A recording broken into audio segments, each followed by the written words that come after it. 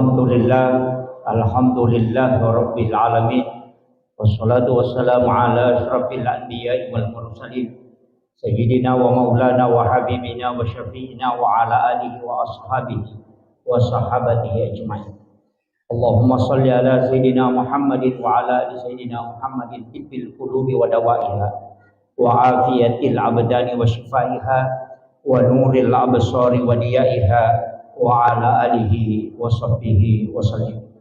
Yang kami muliakan dan kami ta'zimi para alim ulama, para tokoh masyarakat, wabil khusus Bapak Imam Masjid Raya Temperagen yang insyaallah semoga Allah Subhanahu wa taala senantiasa memberikan keberkahan dalam hidup beliau sehingga dari lisan beliau kita bisa mendapatkan keberkahan. Yang kami muliakan yang mewakili Bapak Bupati beserta seluruh rombongan, Bapak Kapolsek, insyaallah, Bapak anggota DPD RI sempat hadir bersama kita, anggota DPR, seluruh pejabat pemerintah, Bapak dari Kepala Kantor Kementerian Agama dan seluruh tamu undangan tanpa terkecuali, terkhusus lagi kepada panitia pelaksana yang sudah bekerja semaksimal mungkin demi terselenggaranya acara kita pada siang hari ini. Wabil khusus lagi yang kami muliakan dan kami takzimi para guru-guru mulia kita, anak-anak kita beserta ibu-ibu yang sempat hadir.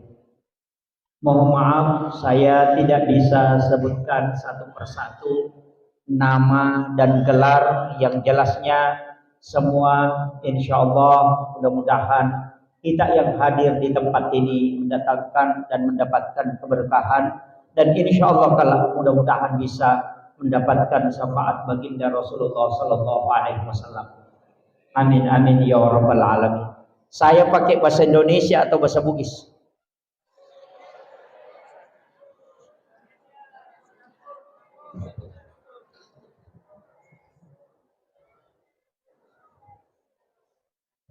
Dicampur bahasa Bugis bahasa Indonesia ya. Oh, iya. Tadi saya tanya dan bilang di sini pintar banyak bahasa Bugis dan tidak apa-apa. Saya campur bahasa Indonesia bahasa Bugis. Bulan ini adalah bulan Rabiul Akhir. Ulama Bugis tidak pernah mengenal istilah maulid. Yang selalu disebutkan itu adalah maulud. Makanya orang Bugis mengatakan memaulud. Karena peringatan maulid itu bukan peringatan waktu kelahiran, tapi peringatan untuk yang lahir. Kalau maulid itu waktu kelahiran. Makanya peringatan maulid berarti peringatan waktu kelahiran Rasulullah. Maka itu ada yang versi 9 Rabiul Awal, ada yang versi 12 Rabiul Awal. Itu peringatan maulid, artinya memperingati waktu lahirnya Rasulullah. Rasulullah sendiri memperingati waktu lahirnya yang berkaitan dengan harinya. Itu lahir hari Senin. Makanya Rasulullah memperingati dengan berpuasa. Ulama hadis kita berbeda dengan ulama fikih dalam penetapan hadis ini. Ulama hadis mengatakan perintah di situ adalah perintah untuk melaksanakan puasa sunnah pada hari Senin. Ada ulama yang memahami bahwa perintah hadis ini adalah perintah berpuasa pada hari kelahiran. Itu kan dua hal yang berbeda. Karena kebetulan Rasulullah ditakdirkan oleh Allah lahir hari Senin, maka dia puasakan hari Senin. Seandainya Rasulullah, kita berandai-andai, seandainya beliau ditakdirkan lahir hari Rabu, maka dia akan puasa hari Rabu. Karena ketika beliau ditanya, kenapa berpuasa pada hari Senin? Jawaban beliau, karena saya dilahirkan pada hari Senin dan wahyu pertama itu diturunkan oleh Allah pada hari Senin. Jadi Rasulullah berpuasa karena hari kelahirannya. Makanya pertanyaannya, kita lahir hari apa? Kalau lahir hari Rabu, maka puasakan hari Rabu sebagai tanda kesyukuran hari kelahiran. Karena caranya Rasulullah mensyukuri nikmat Allah adalah puasa. Cuma kita orang Bugis kalau syukuran makan-makan. Jadi tapi itu tidak masalah. Makanya ulama kita mengatakan disunnahkan puasa pada hari kelahiran. Kalau hari Rabu, puasakan hari Rabu. Dan banyak sahabat Nabi dan para ulama itu puasa di hari kelahiran. Karena ternyata punya hikmah. Hikmah itu adalah ilmu yang lahir dari ilmu. Makanya ada namanya ilmu hikmah. Kadang-kala orang bingung, kenapa ada ilmu hikmah, Ustaz? Ilmu ya ilmu, hikmah juga ilmu. Ternyata ulama kita membagi. Ada ilmu yang lahir dari ilmu dan tidak sedikit. Dalam satu hukum kadang ada 5 hikmahnya. Seperti kenapa daging babi itu diharamkan. Hikmahnya karena mengandung cacing pita. Hikmah itu tidak bisa merubah hukum. Nanti kalau misalnya ada kedokteran ahli bisa menemukan obat yang bisa membunuh cacing pita, tetap babi akan menjadi haram. Itu karena hanya salah satu hikmah dari keharaman. Ilmu hikmah ini disebut para ulama sebagai ilmu yang lahir dari ilmu. Saya kasih contoh, kenapa wanita kalau makan dilarang membuka bibir ketika mengunyah. Jadi komandre makunreye de nawadding nabuka sumpan nakomakemai. Hanya ketika dia menyuap dia membuka mulutnya, tapi pada saat mengunyah itu harus kasih rapat. Karena kenapa? Ternyata itu salah satu caranya, hikmahnya itu wanita itu suaminya pengantin baru setiap malam. Kalau orang tahu itu betul. Artinya apa? Bibir atasnya perempuan itu terkoneksi dengan bibir bawah. Nah itu kalau sudah tidak paham lagi saya tidak tahu bagaimana cara menjelaskan. Cuma sampai di situ saya bisa jelaskan. Itu hikmahnya. Kemudian kenapa kita dilarang melangkahi makanan? Kadangkala ada ikan di depan kita, kadang kita mengambil yang jauh. Besemali walimat malanandre. Kan itu dilarang. Hikmahnya orang yang tidak melangkahi makanan itu rezekinya orang yang uruskan.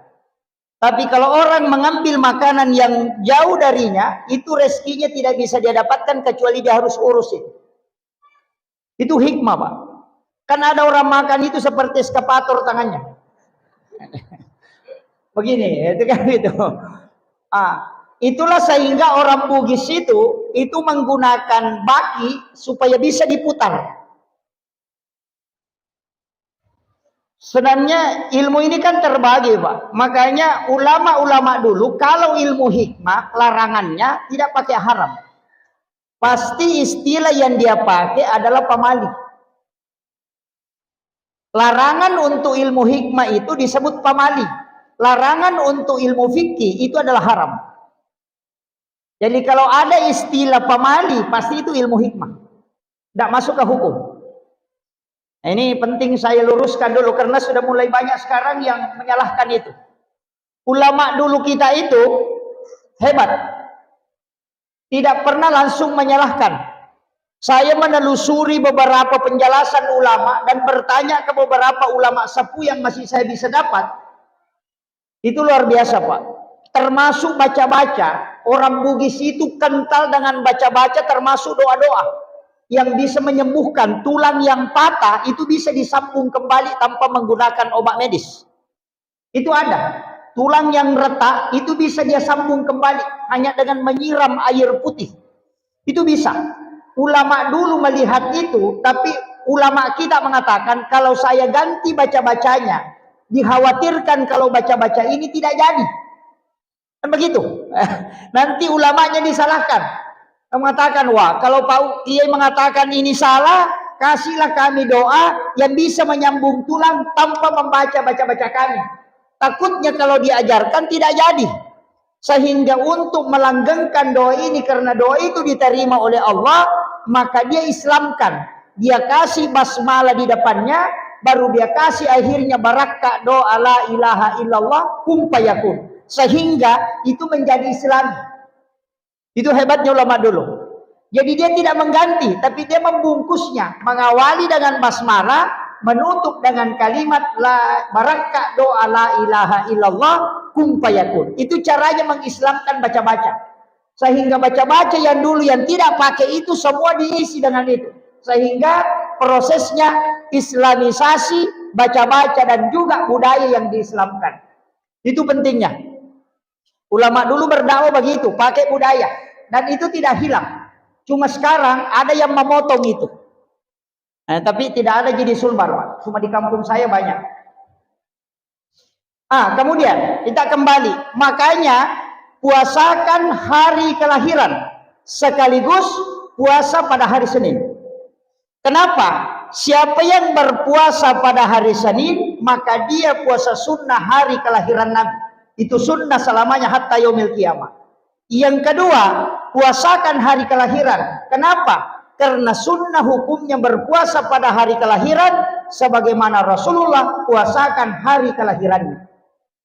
Dan siapa yang berpuasa pada hari kelahirannya, maka tidak ada penyakit yang bisa merusak tubuhnya. Itu pesannya Ki Hamid Pasuruan. Jadi kalau mau terjaga tidak kena kolesterol, asam urat, pakai ini. Salah satu amalan itu, Pak, untuk sehat. Puasakan hari kelahiran. Hanya ulama-ulama kita yang puasa di hari kelahiran itu jarang kena penyakit lain-lain. Itu hikmahnya. Cuma banyak orang tidak tahu hari apa dia lahir. Banyak, apalagi yang sudah lama orang tua kita itu banyak tidak tahu hari apa saya lahir ini. Cukup kalau tidak tahu, puasakan hari kelahiran Rasulullah, minta berkahnya. Karena nurnya terkoneksi dengan kita.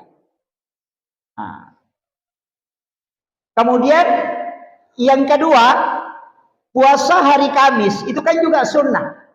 Ini puasa hari Kamis itu karena pahala dan doa ibadah itu di store.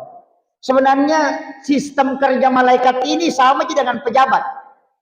Ada pejabat setiap 1 pekan itu melapor ke bupati misalnya. Ada juga laporan bulanan, ada laporan tahunan. Malaikat juga begitu. Setiap dalam 1 pekan itu melapor di hari Kamis.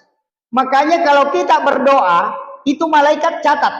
Catatan ini nanti hari Kamis baru dilapor. Nah begitu. Makanya kalau orang hari Senin berdoa, itu belum dilapor, Pak. Itu baru dicatat.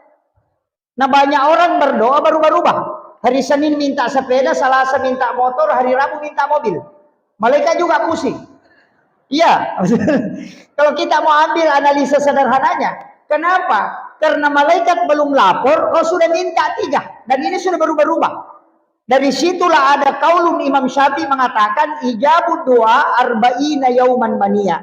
Kalau mau diterima doanya 40 hari 40 malam berkesinambungan, jangan ganti doanya. Sama aja kalau ada anak kecil, setiap hari dia minta sepeda selama 40 hari. Belum sampai 40 hari kita akan belikan sepeda. Kecuali hari Senin minta sepeda, hari Selasa minta motor-motor, hari Rabu minta es krim. Kita cuma belikan es krim supaya dia diam. Begitu juga seketika kita berdoa, jangan ganti doanya. Dari situlah ada ulama menganjurkan mengikuti imam selama 40 hari berjamaah, jangan terputus. Karena doanya imam tidak pernah berubah.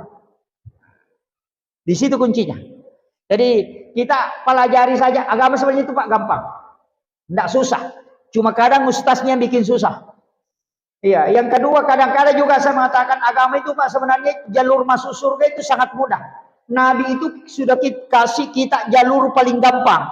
Cuma kadang ustaznya bikin takut-takut terus. Makanya mungkin saya salah satu penceramah dari sekian banyak penceramah itu selalu membuka jalur bahwa rahmat Allah itu besar. Kenapa Rasulullah disebut dengan rahmatan lil alamin? Kemudian Allah disebut dengan Rabbul Alamin. Itu dua hal yang berbeda, Pak. Tapi intinya sama. Rabbul Alamin, Rabbnya seluruh alam. Sedangkan Nabi adalah rahmatan lil alamin. Karena Rasulullah itu semua benda makhluk bersalawat kepadanya. Makanya sebenarnya tempat kita ini juga terkoneksi langsung dengan Rasulullah. Itu terkoneksi. Kenapa? Tidak ada tempat tanah yang ditempati bangun masjid. Itu tidak terkoneksi langsung dengan Rasulullah. Karena dalam satu risalah bahwasannya air yang dipakai memandikan Rasulullah itu kan air dari sumur Gars. Kalau ada yang naik umrah, silahkan datang ke sumur Gars. Kalau di Madinah itu 20 rial itu naik mobil ke sana, ambil air sumur Gars. Karena Rasulullah sebelum wafat itu punya wasiat. Nanti kalau saya meninggal, air yang kau gunakan untuk memandikan aku, ambil air dari sumur Gars. Nah, jadi bukan air Sam-Sam. Banyak di antara kita itu kalau meninggal dimandikan campur dengan air Sam-Sam. Rasulullah enggak. Dia minta air sumur Gars. Dan dimandikanlah Rasulullah ketika wafat dengan air sumur Gars. Dan airnya itu tidak jatuh ke tanah. Setiap disiramkan ke Rasulullah, itu air itu justru berputar naik ke atas. Dan itu tidak jatuh ke tanah. Apa yang terjadi Bapak Ibu sekalian? Air itu naik ke langit. Nanti hujan pertama setelah Rasulullah wafat, air itu turun mengikuti rintik-rintik hujan yang hujan di seluruh bumi. Dan di mana ada menetes air mandi Rasulullah satu tetes, maka di situ akan dibangun masjid satu. Dan tidak akan terjadi kiamat kecuali semua tempat tetesan air mandi Rasulullah itu sudah terbangun masjid. Makanya masjid itu terkoneksi langsung. Makanya kalau ada orang mengatakan sholat di rumah dengan di masjid sama saja, itu enggak. Kalau sholatnya sama-sama benar. Tapi kalau koneksinya itu beda.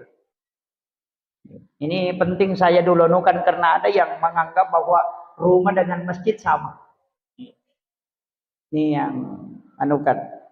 Makanya kalau ada rezeki umrah atau haji, datanglah ke sumur Gars, ambil air walaupun hanya satu botol kecil.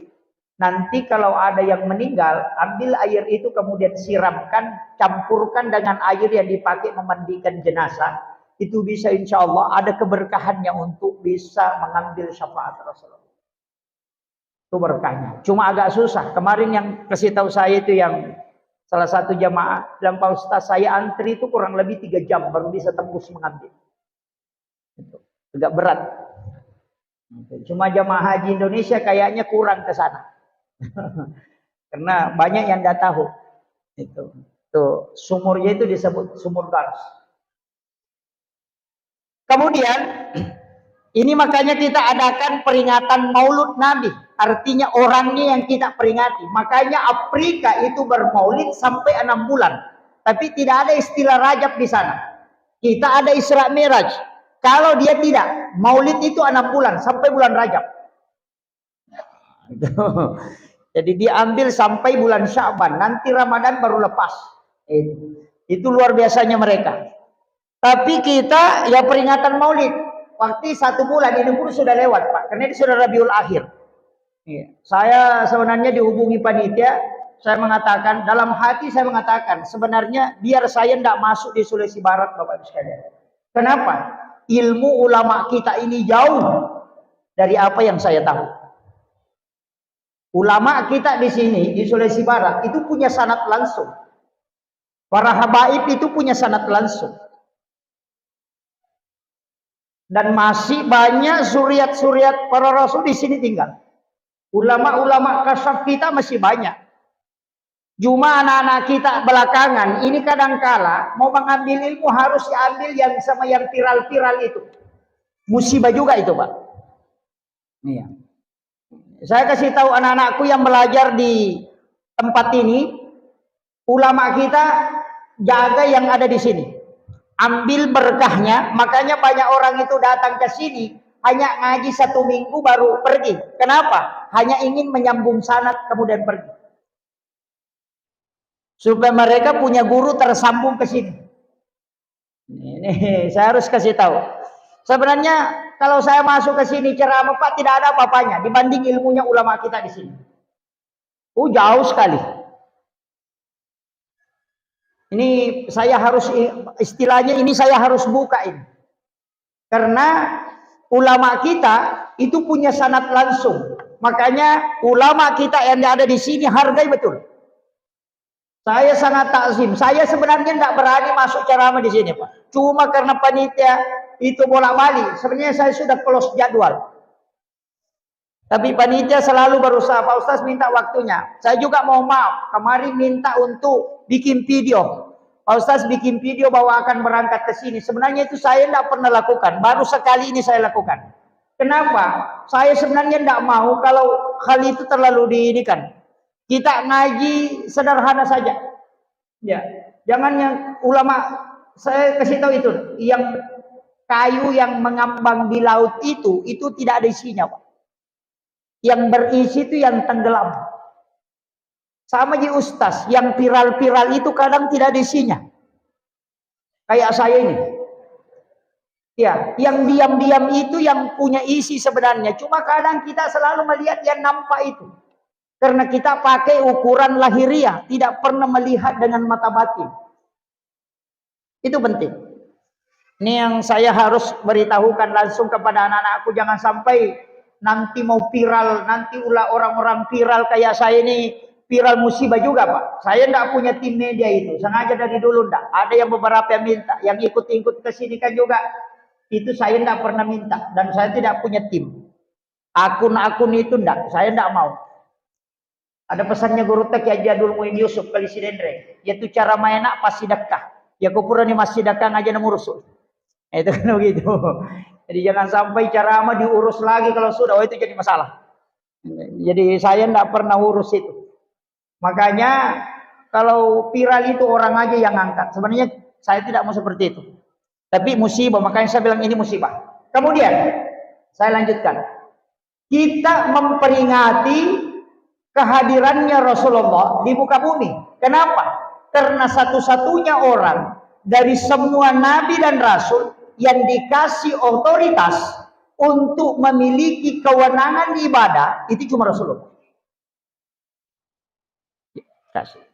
Saya bisa pastikan dulu saya tidak paham ini, Pak. Nanti saya tanya ke beberapa ulama, itu baru saya paham kenapa disebut rahmatan lil alamin. Rasulullah itu begini. Nabi Musa, Nabi Ibrahim, Nabi Yakub dan semua nabi-nabi itu perintahnya Allah perintahkan langsung untuk disampaikan kepada umatnya. Itu tidak ada otoritasnya. Jadi perintah Allah langsung ke umatnya melalui nabinya. Tapi untuk Rasulullah itu ada dua. Ada perintah Allah langsung kepada hambanya, ada perintah yang disandarkan ke Rasulullah. Itu tidak sandarnya ke Allah, padahal itu ke Allah sebenarnya. Tapi disandarkan ke Nabi. Makanya dua tingkat. Sholat fardu 5 waktu ada sholat sunat. Sholat sunat inilah yang disandarkan ke Rasulullah. Puasa Ramadan wajib, itu perintah langsung. Tapi ada puasa sunnah, itu disandarkan ke Nabi. Kemudian haji, itu wajib, ada umrah sunnahnya. Jadi umrah ini disandarkan ke Nabi, makanya disebut sunnah. Jadi itu hebatnya Rasulullah. Satu-satunya Nabi dan Rasul yang punya sandaran ibadah. Dan sandarannya inilah yang menjadi asbab syafaat nanti. Sedangkan untuk yang ke Allah, itulah menjadi rahmat. Makanya satu-satunya Nabi yang bisa memberi syafaat langsung, itu cuma Rasulullah. Karena sandaran ke situ tadi. Kenapa? Kita besok tanya, kenapa bisa seperti itu? Itu karena Rasulullah yang meminta. Bahkan ada 22 doanya Rasulullah, cuma satu yang tidak diijabah oleh Allah. Allah memang minta, "Intu ini ya Rasulullah, saya tidak terima." Ditolak. Ada 22 itu, 21 diterima, Pak. Apa doanya? Dia minta, "Ya Allah, pendekkan umurnya umat. Jangan panjang." Nabi Daud itu 900 tahun lebih, 930. Ada umatnya yang tembus sampai 1000 tahun. Rasulullah tidak minta itu. Yang dia minta, likulli sain hasabi wa hasabi ummati baina sitina wa sabain. Antara 60-70 tahun. Kenapa? Nabi sudah hitung. Kalau dia berdosa, tidak lama berdosa. Itu sudah hitungannya. Kalau orang 1000 tahun umurnya, Pak, main judi, minimal 900 tahun main judi. Iya, betul. Jadi kalau Rasulullah hitung-hitung, kalau umatku dia melakukan dosa, itu tidak lama. Makanya hisabnya juga tidak lama. Itu juga peluangnya dia meminta bonus. Makanya dia katakan, "Ya Allah, ketika umatku melakukan kebaikan, maka lipat gandakan. Tapi ketika dia melakukan dosa, cukup satu yang kau tulis, itu pun kalau dia tidak bertobat. Dan itu dikabulkan, Pak. Makanya manjabil hasanati falahu asru amsalihha. Ketika kau melakukan satu kebaikan, Allah lipat gandakan menjadi 10. Tapi ketika dosa itu cuma satu. Dan ketika kau bertaubat dirubah menjadi kebaikan. Itu hadiahnya itu luar biasa, Pak. Makanya ulama dulu itu tidak pernah memvonis orang masuk neraka kalau berdosa. Dia paling mengatakan taubat maka baru sholat. Kenapa? Dia sudah hitung. Kalau satu kali berbuat kebaikan, satu kali kau berdosa, kan masih ada bonusmu 9.